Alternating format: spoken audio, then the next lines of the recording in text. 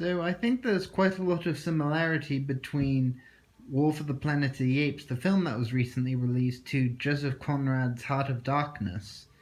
Now, let's see what happens in War for the Planet of the Apes. In War for the Planet of the Apes, Caesar goes further and further into the jungle, eventually sees a human character, and uh, goes to try and find the human leader of the people, but gets imprisoned by them, and further looks at the evil the humans have become as a result of living in the jungle, and also consider Heart of Darkness, where Marlowe eventually goes further and further into the jungle and sees how corrupt Kurtz has become.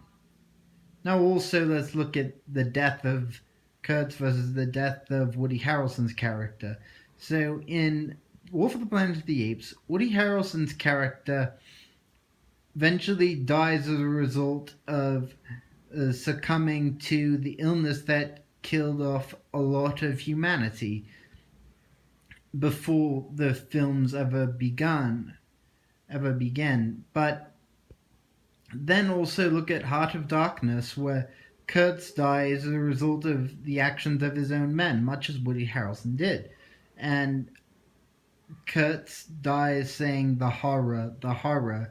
We don't get that from Woody Harrelson, but nonetheless, we see that humans, as a result, have become further and further horrific, much as the men surrounding Kurtz also became horrific as well.